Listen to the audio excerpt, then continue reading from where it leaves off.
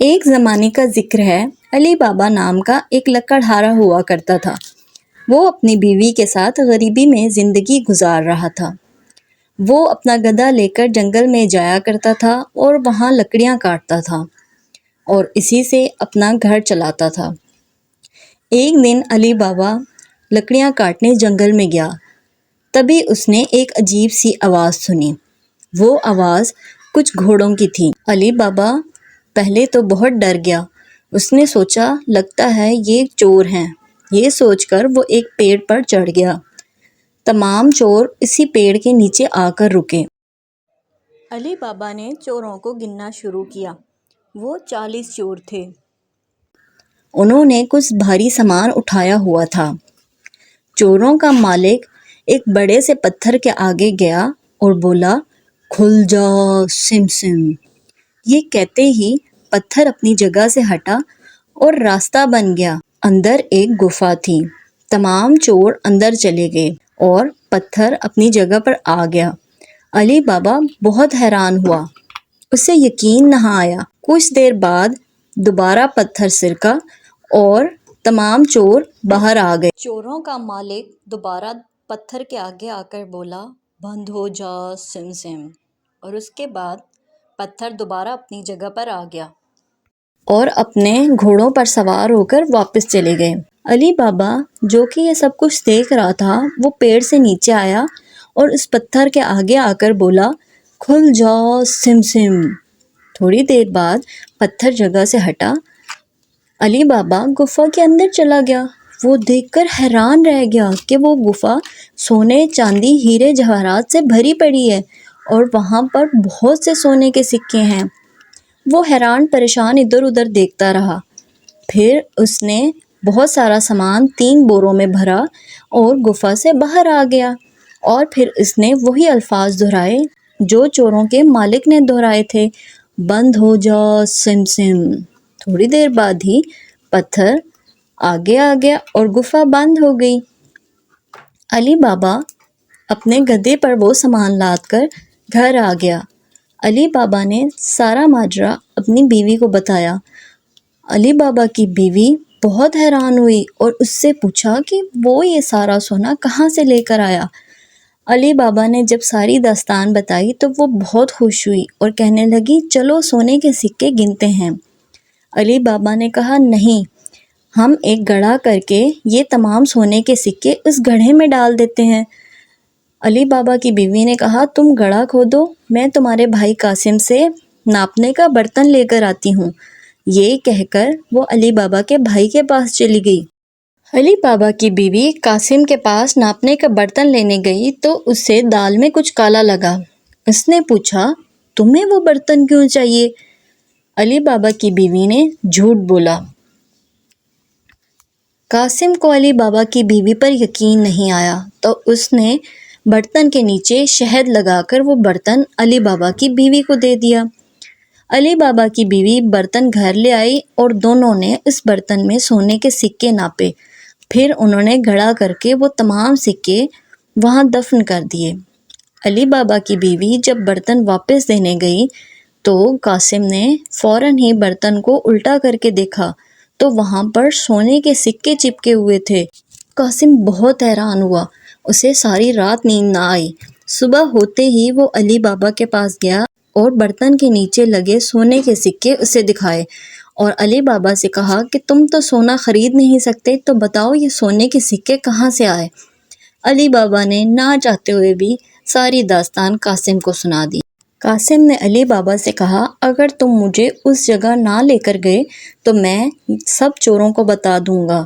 علی بابا کو یقین تھا کہ قاسم ایسا کر جائے گا، تو وہ اسے لے کر اسی جگہ پر چلا گیا۔ علی بابا نے قاسم کو اس پتھر کے آگے لے جا کر کہا کہ وہ گفا اس پتھر کے پیچھے ہی ہے، لیکن چلو ابھی یہاں سے، ایسا نہ ہو کہ چور دوبارہ آ جائیں۔ یہ کہہ کر وہ دونوں واپس گھر آ گئے، لیکن قاسم کا دھیان اس گفا کی طرف ہی تھا۔ وہ ہاتھوں ہاتھ 2 گھوڑے لے کر اس گفا کے پاس پہنچا اور بولا، کھل جا سم سم۔ پتھر اپنی جگہ سے ہٹا اور قاسم اندر جا کر حیران ہو گیا۔ وہاں پر تو سونے چاندی ہیرے جواہرات کے ڈھیر لگے ہوئے تھے۔ قاسم تو پہلے ہی بہت لالچی تھا، اس نے اتنا زیادہ سونا ہیرا دیکھ کر اس کی نیت خراب ہوگی۔ اس نے وہ سارا سامان فوراً سے بوروں میں بھرنا شروع کر دیا۔ جب بورے پورے سونے جواہرات اور ہیروں سے بھر گئے تو اس نے انہیں باندھا اور باہر نکلنے کے لیے گفا کی طرف گیا۔ وہاں وہ دیکھ کر حیران رہ گیا کہ گفا تو پتھر سے بند ہو گئی ہے اور اس سے کھلنے والے الفاظ وہ بھول گیا، تو وہ اپنی طرف سے بولنے لگا، کھل جا ٹم ٹم، کھل جا سم سم۔ وہ تمام الفاظ بھول گیا جو پتھر کو ہٹانے کے لیے علی بابا نے قاسم کو بتائے تھے۔ وہ بہت گھبرا گیا، اسے کوئی راستہ نہیں مل رہا تھا۔ تھوڑی دیر بعد چور گفا میں آ گئے اور قاسم کو پہلے سے غار میں دیکھ کر بہت آگ بگولا ہوئے۔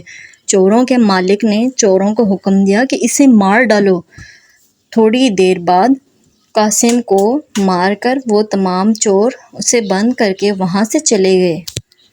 بہت رات ہونے پر قاسم کی بیوی علی بابا کے گھر جا پہنچی اور علی بابا کو سارا ماجرا بتایا۔ علی بابا کو پہلے ہی شک تھا، وہ سیدھا اسی غار کے پاس گیا جس کے بارے میں اس نے قاسم کو بتایا تھا۔ جب علی بابا گفا پہنچا تو اس نے وہاں پر قاسم کے گھوڑے دیکھے۔ تب علی بابا کو سمجھ آئی کہ چوروں نے قاسم کو مار دیا ہے۔ وہ واپس آیا اور قاسم کی بیوی اور اپنی بیوی کو تمام ماجرا بتایا۔ اس نے ان سے کہا کہ وہ یہ بات کسی کو نہیں بتائیں گے۔ کچھ دنوں بعد علی بابا اور اس کی بیوی قاسم کے گھر رہنے لگے۔ انہوں نے اس کا کام کاج سنبھالا اور بہت ترقی کی۔ وہ دن بدن امیر ہوتے گئے اور چوروں کے مالک کو سمجھ آیا کہ غار میں سے سونا ختم ہو رہا ہے۔ اس نے ایک چور کو نظر رکھنے کے لیے کہا۔ چوروں کے مالک نے اس سے کہا، جاؤ دیکھو کہ کوئی نیا امیر ہوا ہے۔ چور نے نظر رکھنا شروع کر دی کہ اسے معلوم ہوا علی بابا بازار میں سونے کے سکے بیچ رہا ہے۔ چور نے اس کا پیچھا کیا۔ جب علی بابا گھر کے اندر داخل ہو گیا تو چور نے اس کے دروازے پر ایک نشان لگا دیا۔ شام کو جب قاسم کی بیوی گھوڑوں کو پانی دینے گئی تو اس نے دیکھا کہ دروازے پر ایک نشان لگا ہوا ہے۔ تبھی وہ سمجھ گئی کوئی مصیبت آنے والی ہے۔ اس نے رنگ لے کر اسی طرح کے نشان تمام دروازوں پر لگا دیے۔ صبح ہوتے ہی 40 چور علی بابا کا گھر ڈھونڈنے کے لیے آئے۔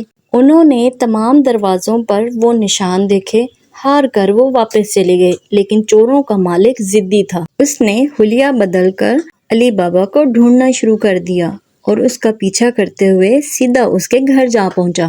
چوروں کے مالک نے دروازہ کھٹکھٹایا۔ علی بابا باہر آئے۔ اس نے کہا کہ میں بہت دور سے آیا ہوں، میں نے سنا ہے آپ بہت امیر ہیں، میں تیل بیچتا ہوں، کیا آپ تیل خریدیں گے؟ علی بابا نے چوروں کے مالک کو تیل والا سمجھ کر رات کے کھانے پر بلایا۔ تیل کی 40 برنیاں لے کر وہ علی بابا کے گھر جا پہنچا۔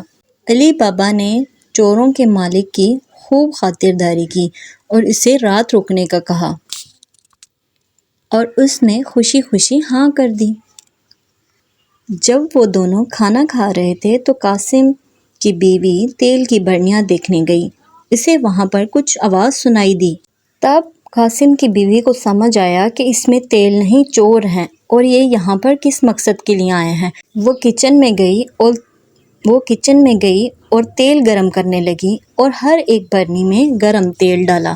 اندر بیٹھے چوروں کی حالت خراب ہو گئی اور وہ کچھ کر بھی نہ سکے۔ رات کو سب کے سو جانے کے بعد سردار چوروں کے پاس آیا اور بولا، اب نکل آؤ، لیکن کسی کا بھی جواب نہ آیا۔ اس نے دوبارہ بولا مگر پھر بھی کوئی جواب نہ آیا۔ اس نے برنی کا ڈھکن اٹھا کر دیکھا تو وہ حیران رہ گیا، وہاں تو چور مرے پڑے تھے۔ ڈر کے مارے وہ دم دبا کر وہاں سے اپنی جان بچا کر بھاگ نکلے کہ کہیں اسے بھی نہ پکڑ لیا جائے۔ صبح قاسم کی بیوی نے علی بابا کو سارا قصہ سنایا۔ اس کے بعد علی بابا بنا چوروں کے ڈر کے اپنی فیملی کے ساتھ ہنسی خوشی زندگی گزارنے لگے۔